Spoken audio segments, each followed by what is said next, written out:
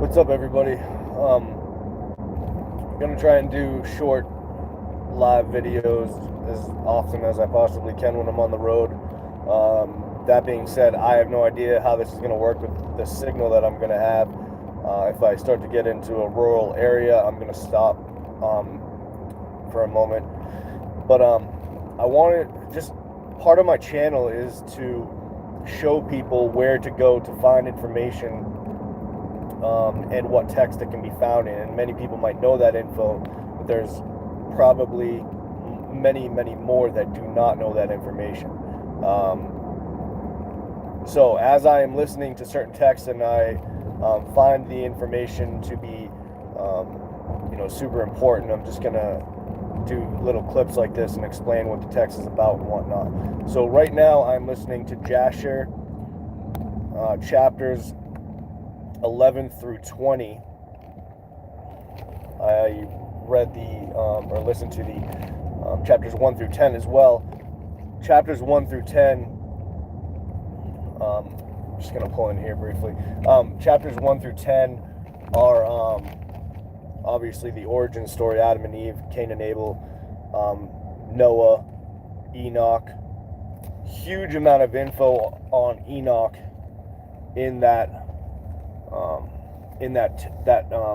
first 10 chapters of Jasher. So it is a companion story to Genesis. Many people might not realize, but Enoch was he used to teach people so much that like he would have to leave and go off and be by himself. And he started going, like, he would teach the people, then he would go off and leave for like a week, then he'd go teach the people, then he'd leave for like a month. And it got so big of a break in between that he would be gone for like a year's time or longer. And then people were afraid to go looking for him because it says that his countenance was so, and when it means countenance, it's speaking about like his being was so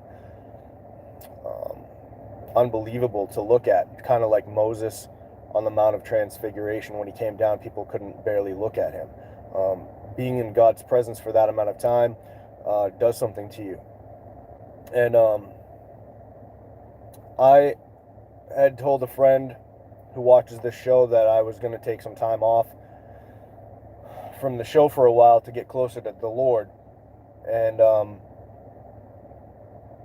then the first two things that I saw when I woke up was just confirmations that I need to continue doing my show. And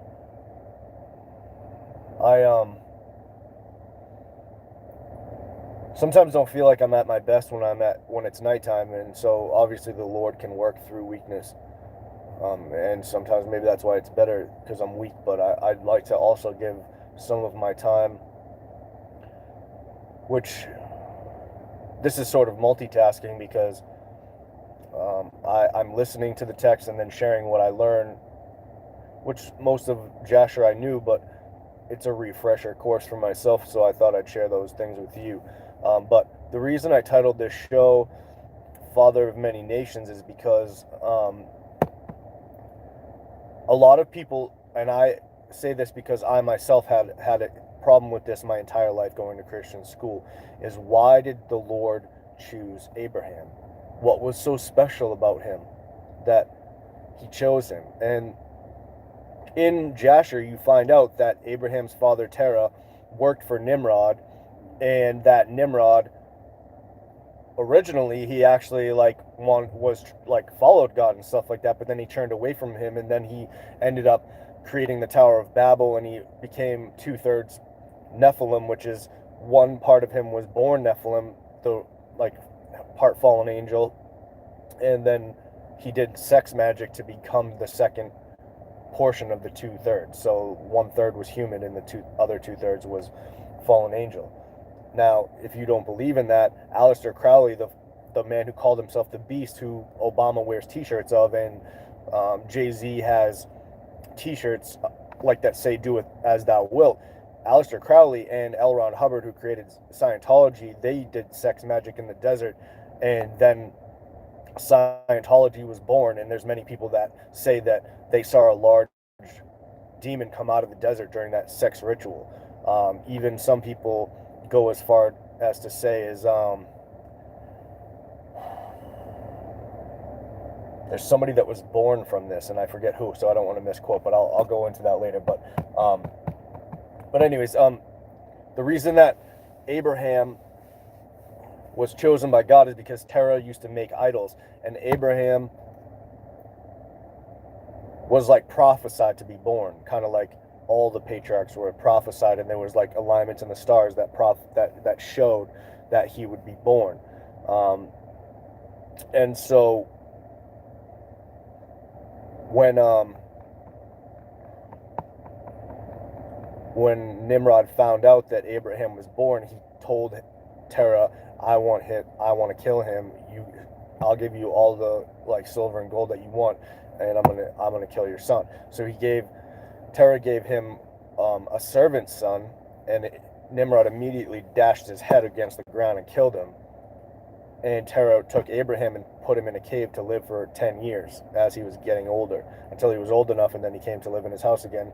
And then Abraham went and sold idols for his father in the market, but he didn't believe that they were God. So he questioned the fact that these can't possibly be God. And then God came to Abraham and said, I am the true God. And that's one of the reasons Abraham was chosen. Then it also goes into later how Abraham was tested by fire, like Shadrach, Meshach, and Abednego, and yet he wasn't burned in the fire. And so many stories repeat in the Bible, and in Jasher they match up and repeat. And God does the same types of things. He doesn't change. So it's very interesting to hear these types of stories and understand them. And like I said, once again, these are texts that have been perfected and found very recently in time.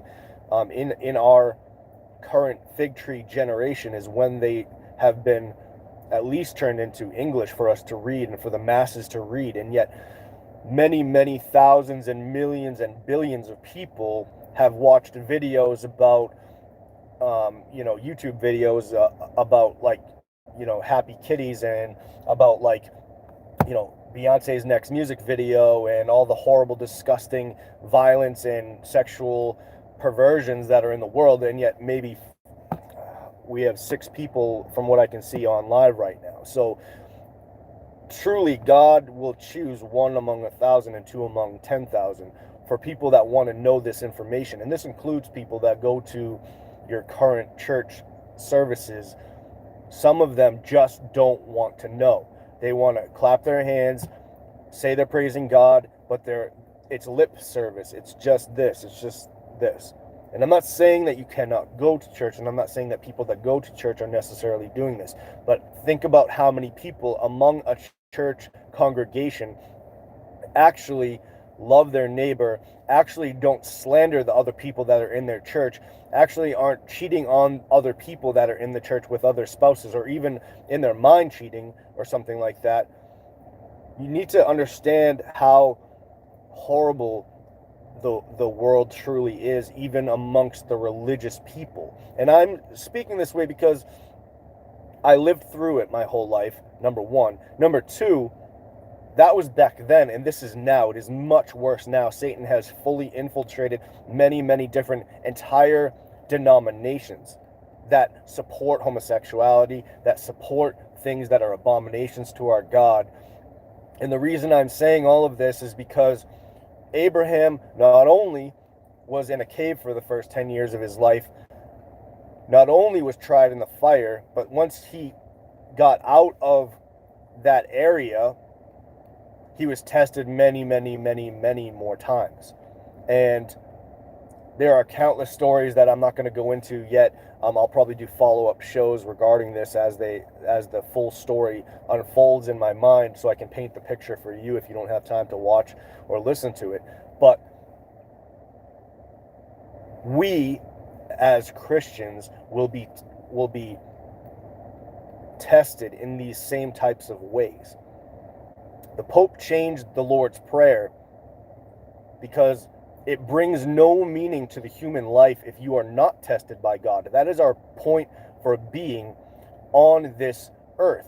And by asking the Lord to lead us not into temptation, it's saying, Lord, lead us through the temptation and let us conquer that temptation. It's like that. It's like, of course we are here to be tempted, because that's what creates the best person. That's what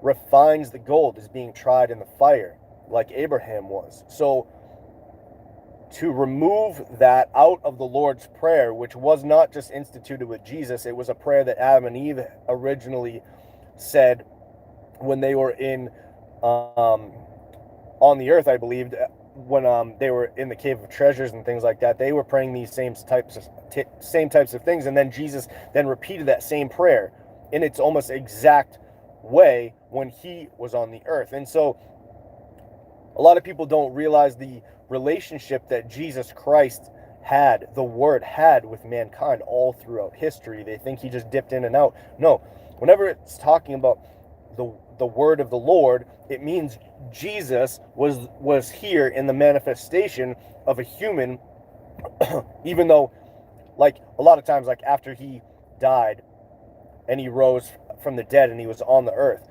he was in the man form, but he was God. Like, he was back to his, like, God sense of him, but it was in a human likeness, that type of thing. It's like he manifested himself for people to see and things like that. And he manifested himself in so many other ways too, by his protection of Israel, all the different things that he did to show himself to mankind throughout history. There's many different things that the Lord has done. So just like he has many names, like a lot of people argue about Jesus Christ or Yahuwah, Yahusha, the Ruach HaKodesh, the Holy Spirit, God, Yahweh, Jehovah. God the Father and Jesus have many names, but in truth, Jesus said, no man knows my name except for me, like that. So there's also a name that he only knows. So, and even Jesus said, for those who conquer and overcome and things like that, he will give to them like a stone that says a name on it, and only you are going to know that name. It's like between you and him or something like that. And I'm probably paraphrasing that incorrectly, but if you've ever heard that before, that's the kind of stuff that I care about. That's the kind of stuff that I want. I want a crown. I want, to have that relationship. I want him to erase the book of my sins, which you can also do if you try to attain these things that are spiritual things, and stop caring about the physical things, the things that are in this world. And we all have to live it. Like, look at the shirt I'm wearing. Like, who gives a crap about what you have to wear to work or what you have to do for a job? Just do the best you can at that thing that God has given you as a blessing to provide for your family. But realistically, don't be a part of the charade, like the BS that everybody has to deal with on a daily basis. If there's music in the background that you have to listen to, great, whatever. You can't change that. Maybe get headphones if they let you listen to headphones. Put your own Christian music in instead of listening to what they're listening to. So when you get home and you're in the shower, it's not like reprogramming in your brain all day, like so you can't get it out of your head. You know what I'm saying? Like those types of things. Like there's things that we can control, and there's things we can't control.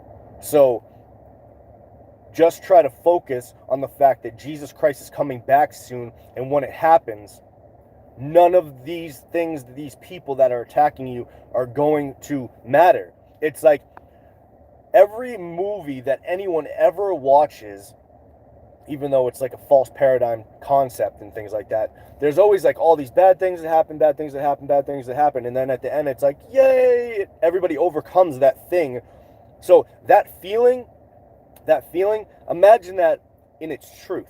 Imagine that in God's way. Imagine that in God's sense. How amazing it's going to be when he conquers, and you get to see him conquering all these things that have been set up to worship the devil and the people that are going along with that. And if all these people come against you and come against the Christians and come against the churches and say that something is right when it is wrong, our God is a righteous God, and he will make everything new and fix every situation, every child, every family member that has been hurt. Retribution will come in God's perfect timing. And when it comes from him, it is perfect. like when you pray for your food, it tastes better. Like when you pray for a situation to come out a certain way, it only comes out that perfect way when he does it. Even if you didn't see how it was going to come out that way, it always has this weird turn of events and it comes out the right way because you prayed for God's will to be done, not for your will to be done. And that's a difficult thing to do, I know. But I just wanted to share that portion with everyone. Thank you all for coming for this short segment.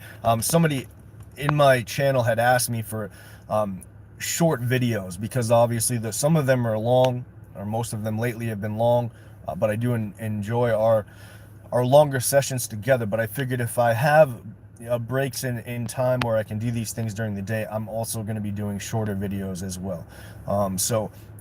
Anyone that just joined, thank you for coming. I hope you have a chance to go back and watch this video. I hope it blesses your life. I am praying for all of you, and I hope you, wherever you are, that Jesus be with you and protect you and your family.